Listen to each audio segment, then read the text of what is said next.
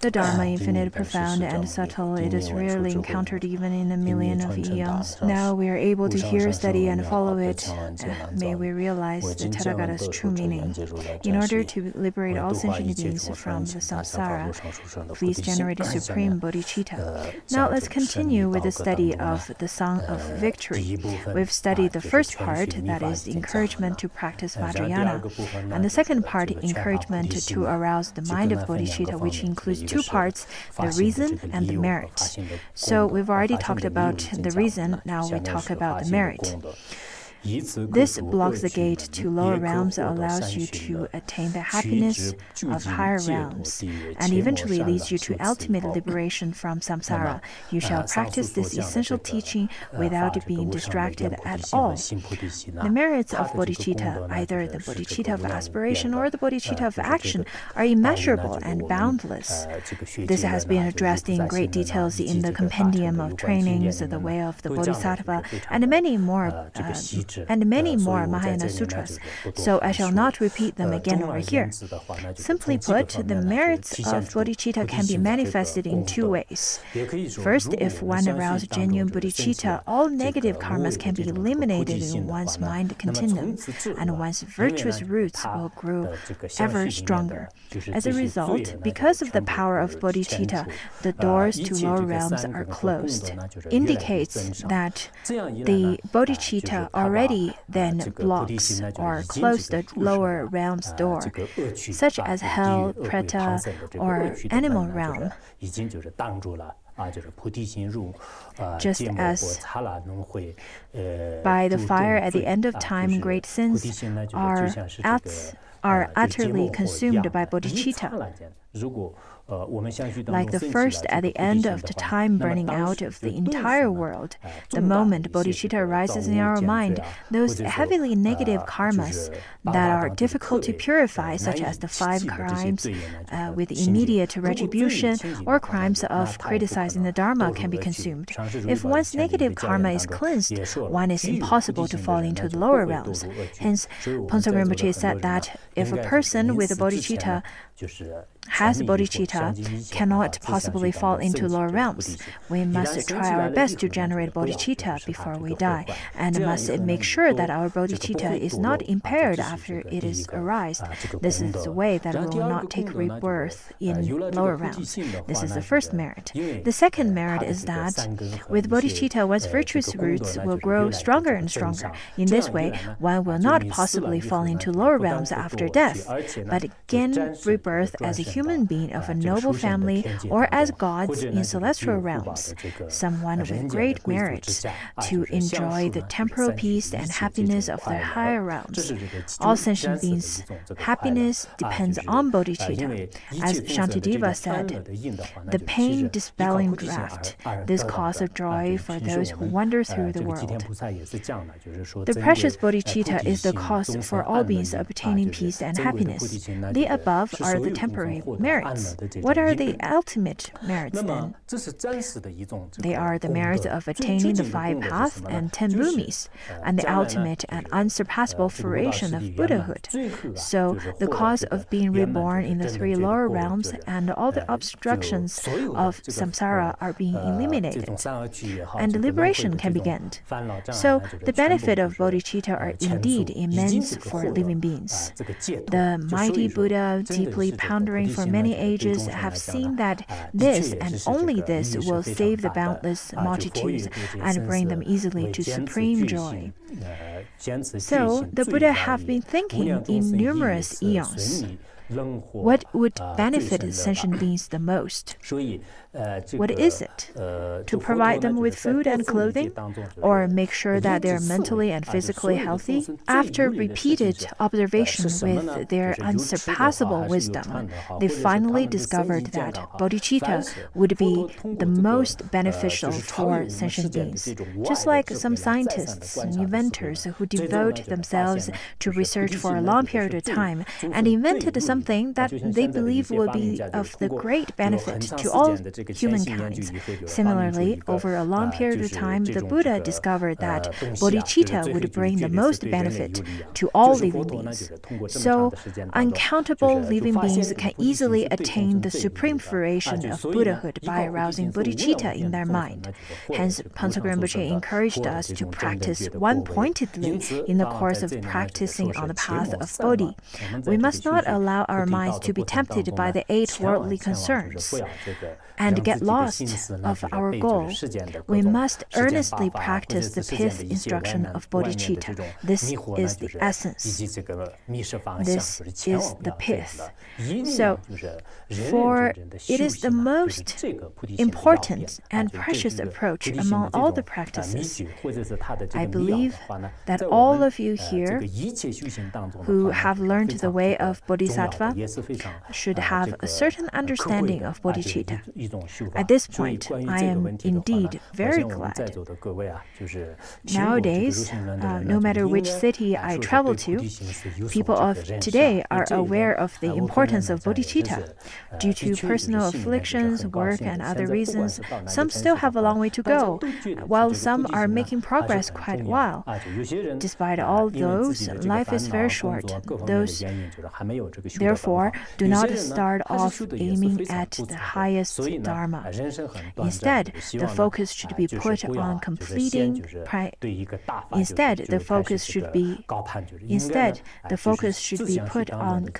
preliminary practices first. Meanwhile, try to cultivate the mind of bodhicitta every moment of every day. Consequently, it will benefit us greatly in this and all future lives. So, above mentioned is the second part of arousing the mind of bodhicitta. Well, the third part is on the encouragement to arouse the mind of renunciation, which then includes also 2 parts. The first one is the merit of observing precepts, and the second one is the fault of breaking precepts. For all kinds of grand events in samsara do not have any thought of desire. Do observe the pure precept, the magnificent adornment in the world, to which the humans and gods make supreme offerings. For those who wish to break away from reincarnation and attain liberation, the attainments of fame, power, high social status, and all those worldly enjoyments are completely meaningless. In fact, all these do not stir up any desire or longing within the kind of person who long for liberation. People longing for liberation do not envy the rich for the luxurious cars and mansions, all of which are the ones that worldly people envy particularly. When these kind of objects appear in front of you, then you shall view them as just like dreams, illusions, or water bubbles.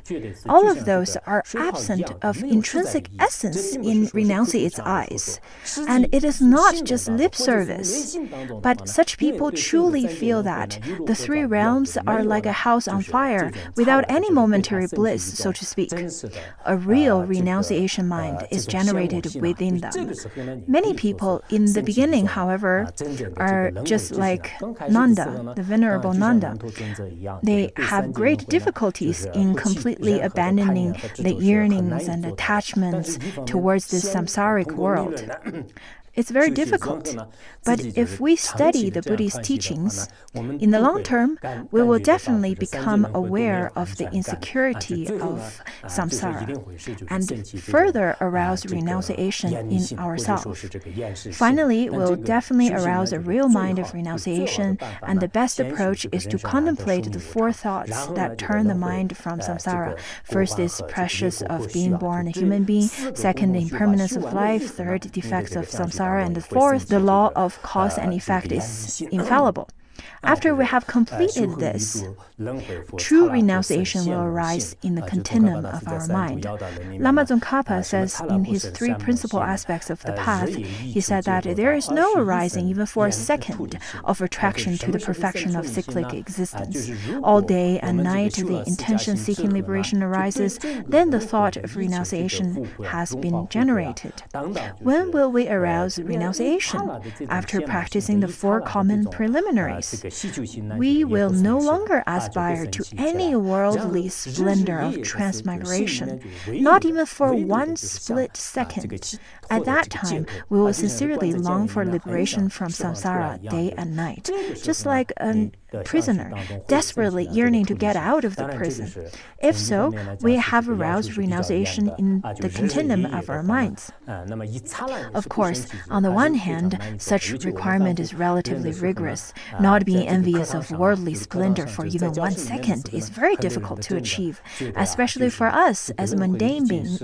As ordinary beings, during the classes, yes, upon hearing the masters and reading from some books, it's very easy to find the teachings very brilliant and vivid. Then we would feel that all things in samsara are meaningless. We could even think that we have true renunciation in our mind. But shortly after class, when we run into delightful objects in this world, our renunciation is nowhere to be found, and the craving mind arises at that moment. It's very possible for ordinary beings. But we should know that a person sincerely yearning for liberation at first must be delusioned to things, such as fame, social status of human and God realms. When you can do that, you truly become a genuine practitioner. Of course, I believe that everyone here understands this, theoretically. Having aroused renunciation, we must receive and uphold the pure precepts, which are the most magnificent adornment in this world, and to which humans and celestial beings make offerings to. The precepts are the foundations of all virtuous qualities. It is declared in the Sutra of Individual Liberation that it is a bridge for going to good destinies. The higher realms are attained only by observing precepts. It is like a bridge leading us across the big river, and this is very clearly stated in that sutra. It's not very appropriate for monastic Buddhists to adorn themselves with jewelry such as earrings and bracelets. Those are not appropriate adornments, but untainted pure precepts are the most dignified adornments a practitioner can be endowed with, and is worthy of prostrations, worships, and offerings from humans and celestial beings. So it is very important to observe such untainted precepts. Of course, every sentient being is of very different capacities. If one has a stronger renunciation mind, then one can receive ordination and observe the novice precepts and bhikkhu or bhikkhuni precepts. But if circumstances do not permit, at least one should observe the precepts for lay practitioners or take refuge vow. This is very important for everyone. It is almost impossible for a practitioner to accumulate any merit if none of these precepts are carefully observed. In Nagarjuna's letter to a friend, it is stated that just as the base of the earth is for all that is still or moves, on discipline, it's said, is founded all that's good. The earth is the basis for everything on this planet. Similarly, all merits are born on the basis of precepts. If we do not receive and uphold one single precept even, it will be very difficult for us to attain rebirth as a human being or a celestial being. So, it is really important for everyone, especially for Buddhists who have taken refuge vow, to observe the precepts and exercise self-discipline. Next, I will talk about the faults of breaking precepts. Since all the temporary and ultimate happiness result from observing pure precepts, and breaking precepts leads one to take rebirth in lower realms, you must take the right choices and not fall into confusion. The temporary benefit is taking rebirth in the realms of humans and gods. And the ultimate happiness is attain enlightenment and liberation. In other words, the happiness of the fruition of Buddhas and Bodhisattvas all result from observing pure precepts. Why? Because without observing one single precept, no merit can arise. If one breaks the vows, one will definitely fall into the three lower realms.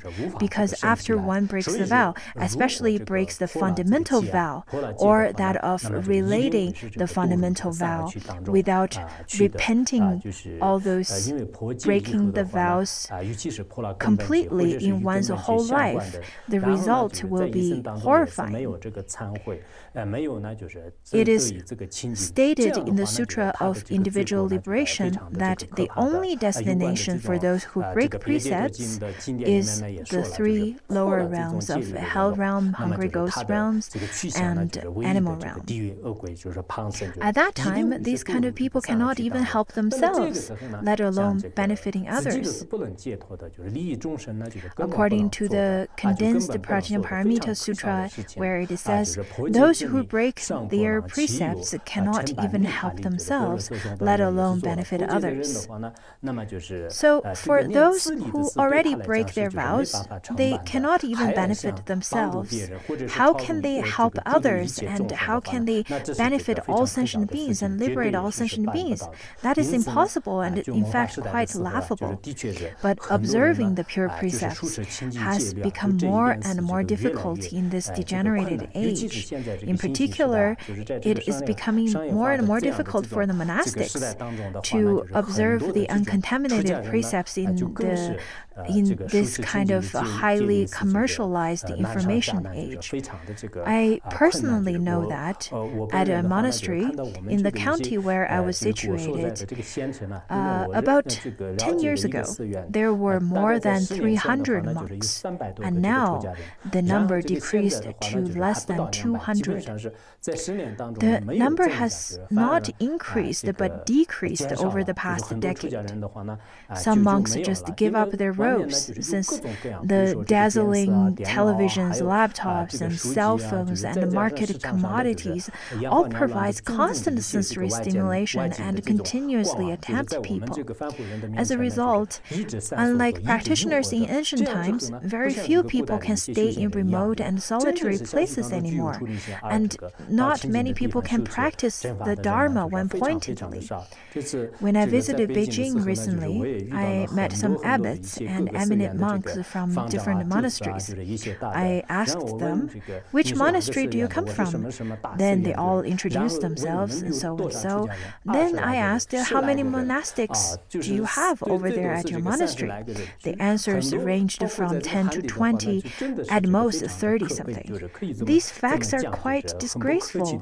If I may say it very bluntly and objectively, now although there are many monastics at our Buddhist institute, but it is very difficult to tell how things could change or might change in the future.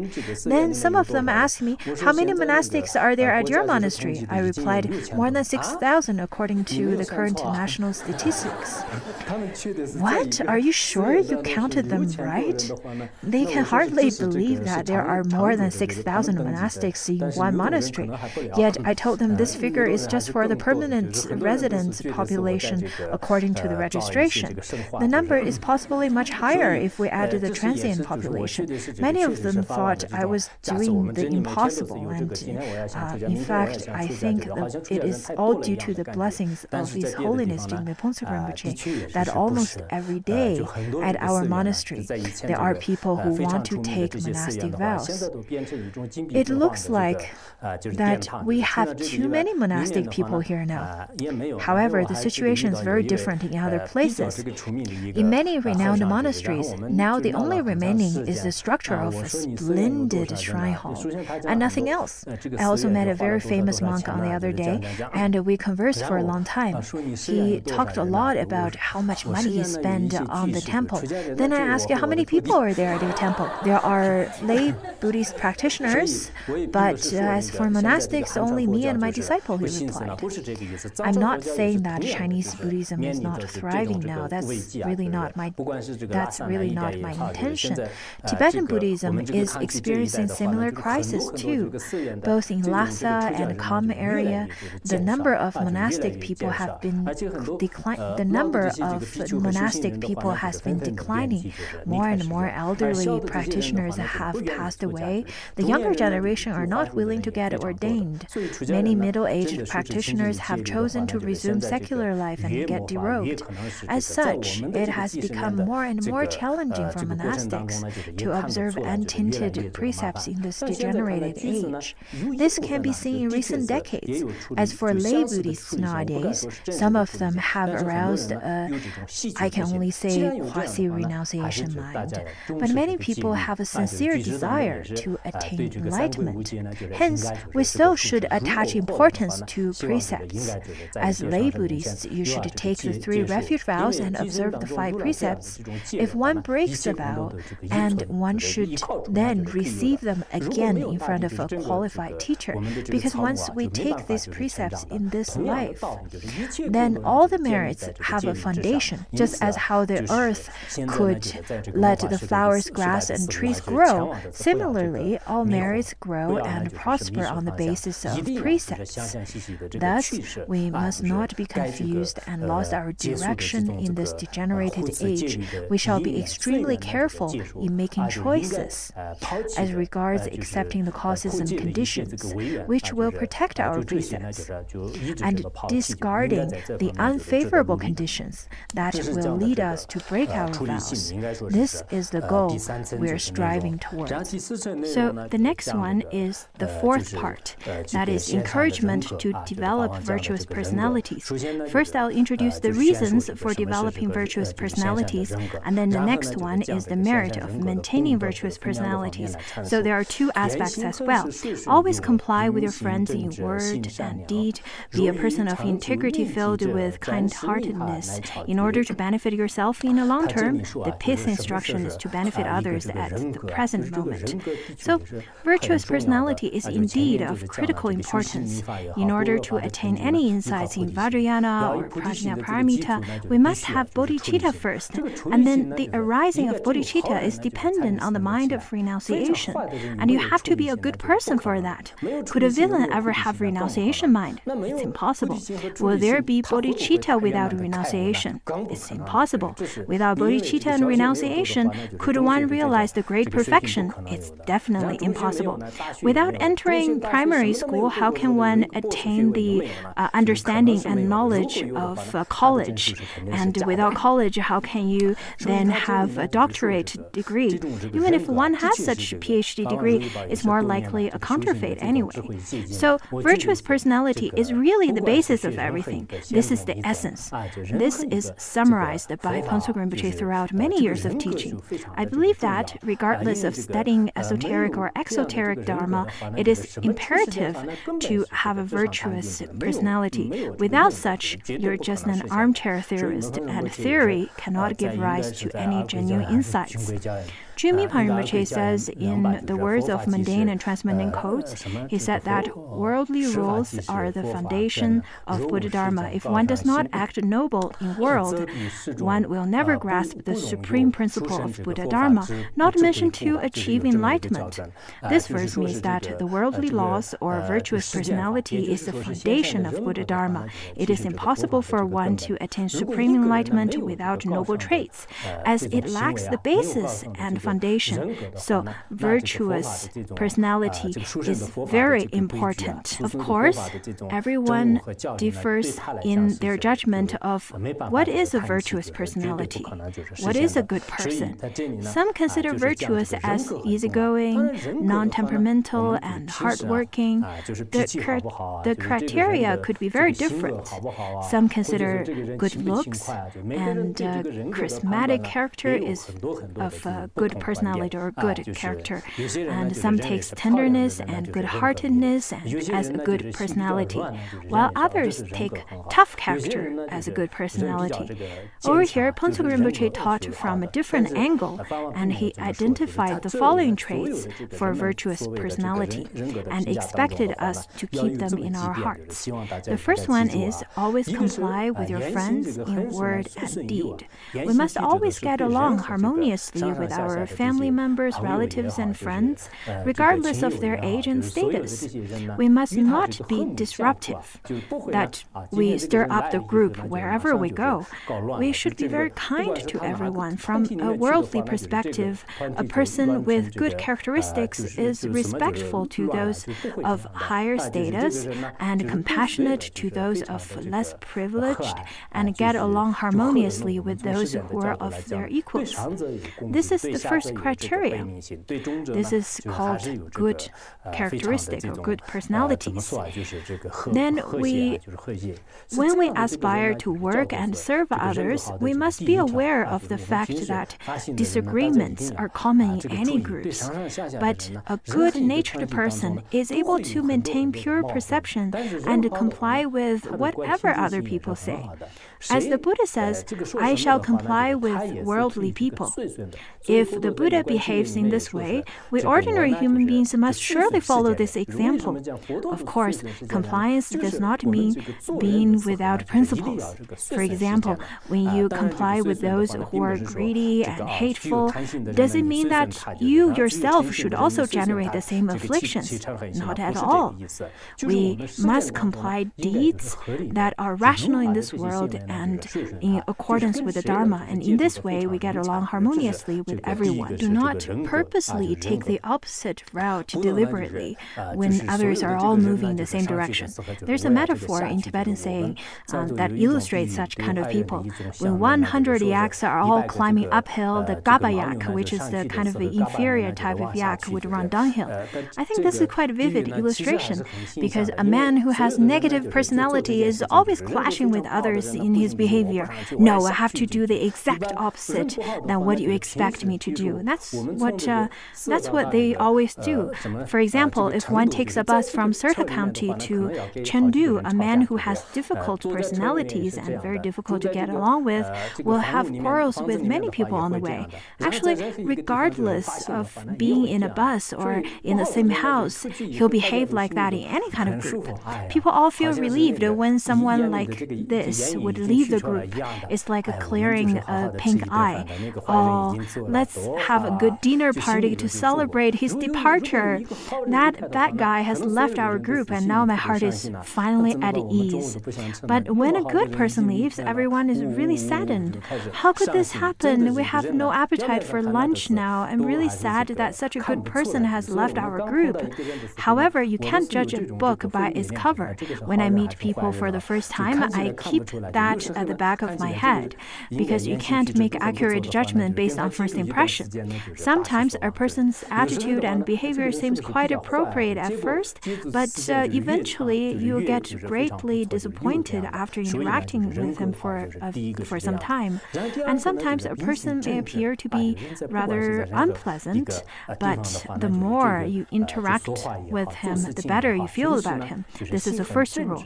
That is a virtuous personality. And the second one is be a person of integrity. Whatever we say and do, we must be fair-minded, honest, and impartial, free of self-attachment and aversion to others. And we must never place ourselves in a dominant position, in a self-centered position, nor make impartial judgment. And we must abide the truth without bias. It's crucial to be a person of integrity, and the words of mundane and transmundane codes also described many merits in this respect. The third one is with kind-heartedness. If someone appears to be with integrity and willing to comply with other people, but is vicious in mind, then this person's moral quality is questionable. On the surface, some political leaders and scholars nowadays are particularly good at buttering things up, but harboring selfish mind and vicious intention deep down. The mind is the root of everything. Lama Tsongkhapa once said, if the intention is good, the bhumi and path are good. If intention is bad, the bhumis and paths are bad. If one is kind-hearted, everything will be bright, and vice versa. One will only be moving towards darkness and come to no good. These three principles of being a decent person are of great importance. Paul Rinpoche further pointed out that if we would like to benefit ourselves in the long run, being of benefit to other people in the moment is the very pith. What Rinpoche meant was that as ordinary human beings, it is impractical never to think of our own well-being at all. But if we harm those around us in the process of pursuing our own goals, we will not prevail at all. It may sound like a form of cunning calculation to help others for the sake of our own benefit, and truly, it is better not to have such thoughts of calculatedness. However, if you really cannot arouse that kind of altruistic mind, you should at least try to be kinder, nicer to other people for your own good, because others will approve and praise you back. In such a way, you gain your own well-being and a friendly circle to live with. I recall once that there was a young man sitting next to me on a flight. He looks well-educated and very intelligent.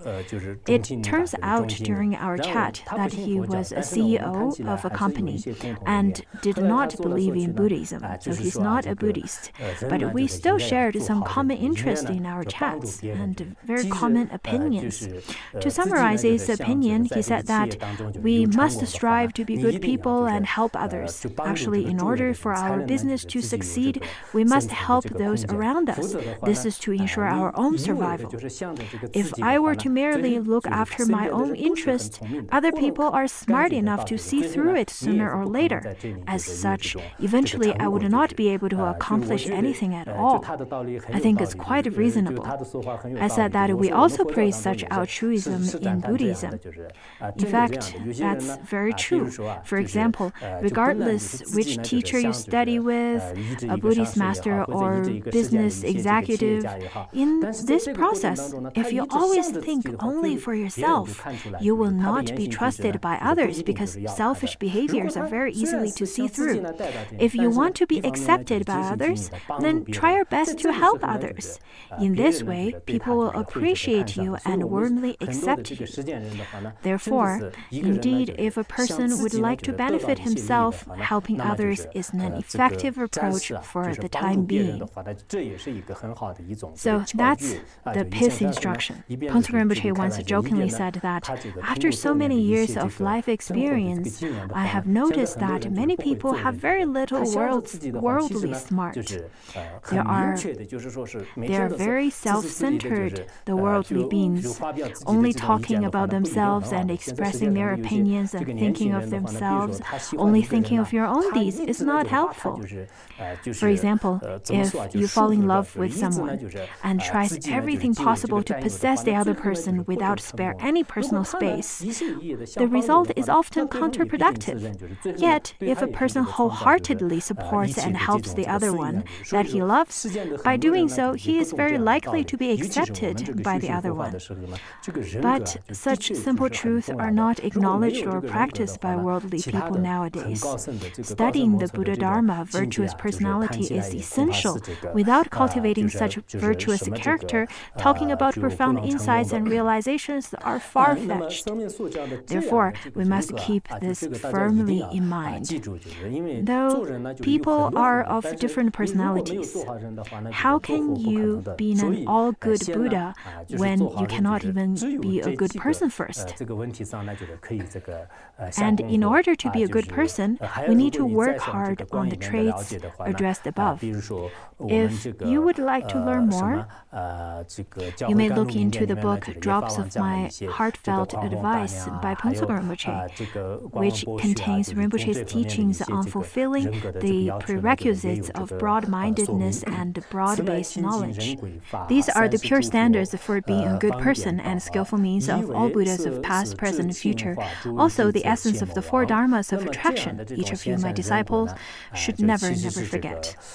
These standards are the basic principles that govern the life of a decent human being. During the prime period of Buddhism in Tibet, Emperor Tsongtsem Gampo set up the 6 16 guidelines of being a good person, which include developing devotion for the three jewels, seeking out and practicing the sacred Dharma, filial piety, integrity, and big-heartedness, and many more. So, such virtuous personalities are not only requirements for a worldly life, even more so, those are guidelines for a spiritual life.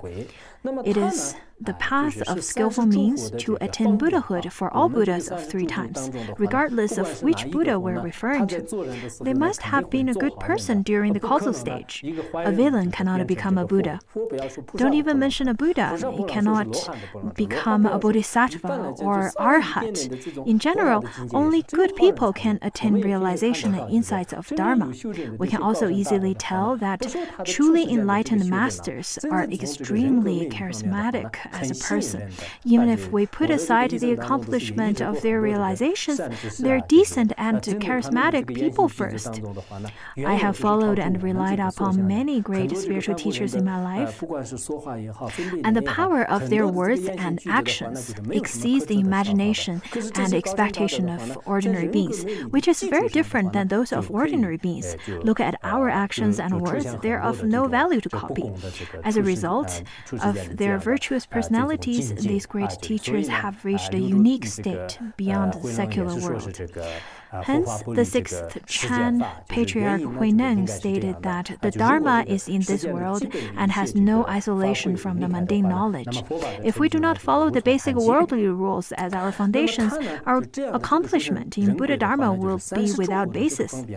The rule of virtuous personality is the path of expedient means for all the Buddhas. In order to benefit both self and others, such a personality is a must. Virtuous personalities are also the essence of the 4 dharmas of attraction, which includes giving what others like, speaking gentle words, and giving benefit to others, cooperating with, and adapting oneself to others. These are the 4 major missions of Bodhisattva to benefit others. These all must be built upon a virtuous personality. For example, being a decent person, you will be willing to give, speaking pleasant words, benefiting others, and cooperate with others, and so on, in order to lead them to enlightenment. Your speech and behavior could play an exemplary role to others.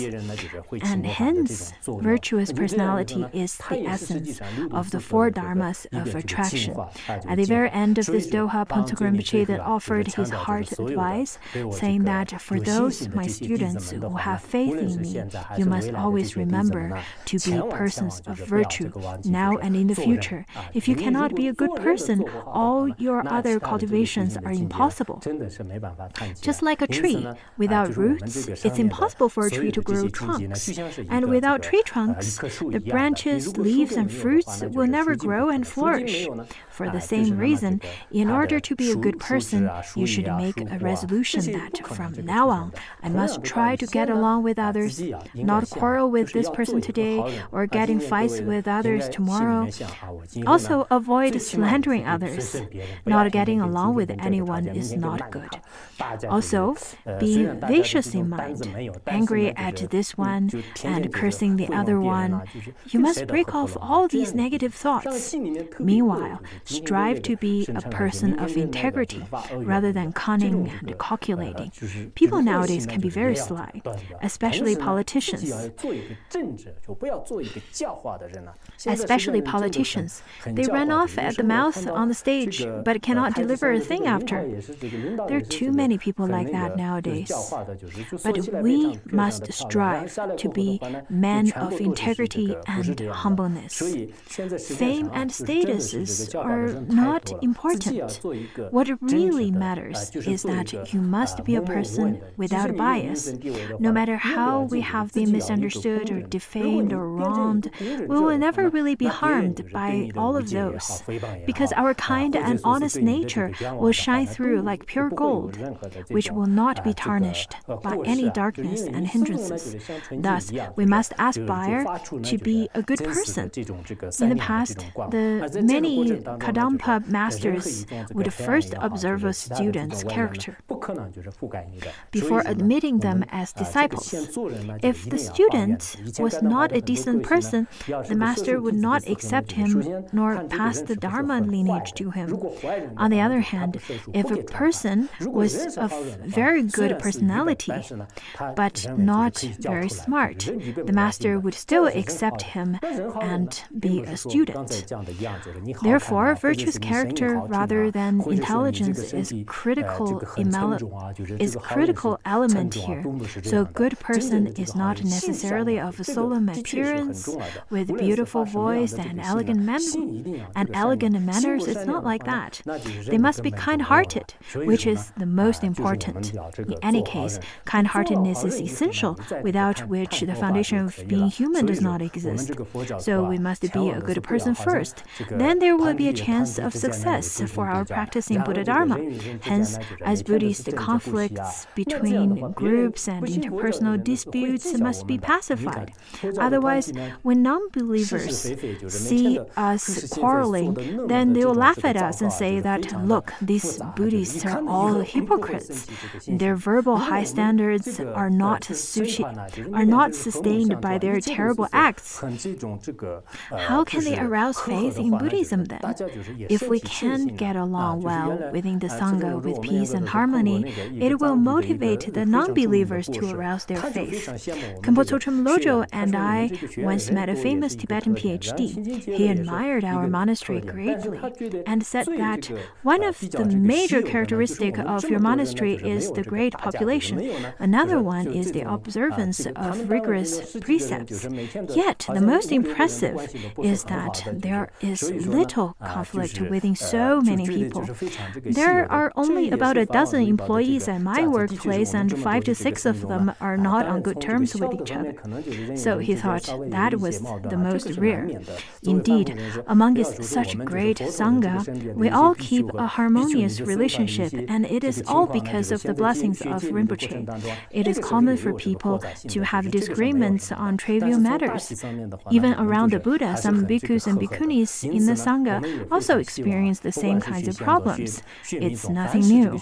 But overall, we're still a very kindred group. So I sincerely wish that no matter which school is followed, either Mahayana or Vajrayana, whatever background you come from, the Sangha needs to remain as a harmonious community and to have a harmonious and cohesive atmosphere when you meet believers or non-believers. And this is a manifestation of virtuous personality, which is very important.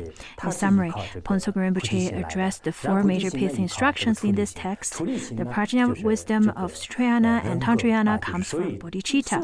Bodhicitta arises from renunciation mind. Renunciation mind comes from virtuous personality. These 4 pith instructions are the essence of all 84,000 Dharma teachings, being summarized through Phuntsog Rinpoche's theoretical study and personal experiences.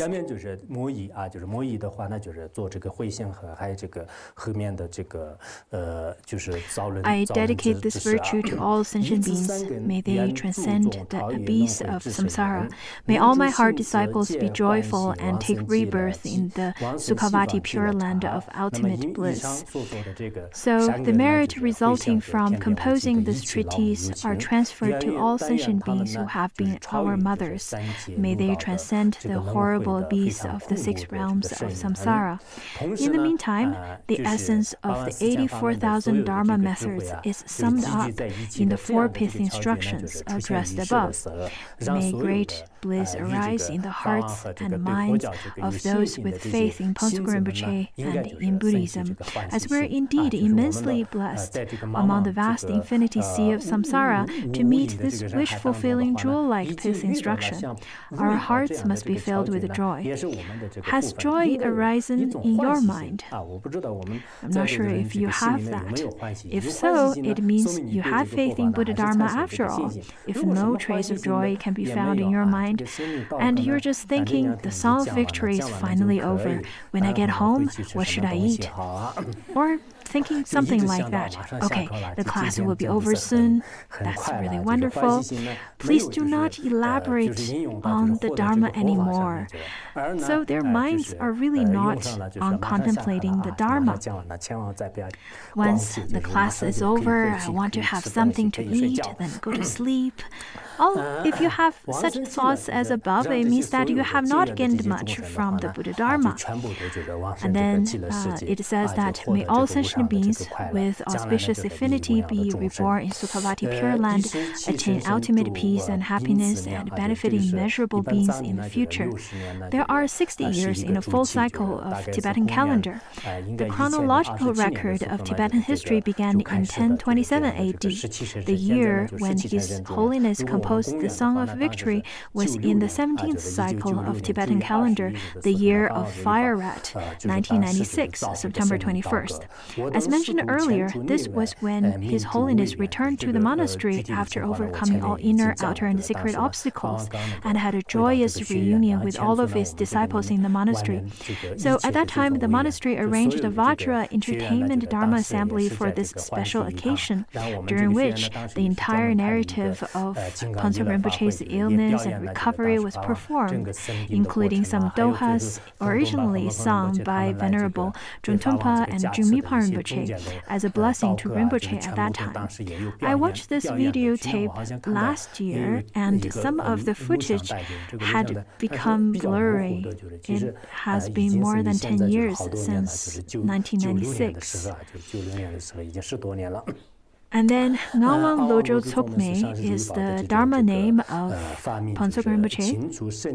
On this auspicious day, at that time, our monastery was not so big in scale. Rinpoche sang the Song of Victory simultaneously, surrounded by almost 5,000 monastics.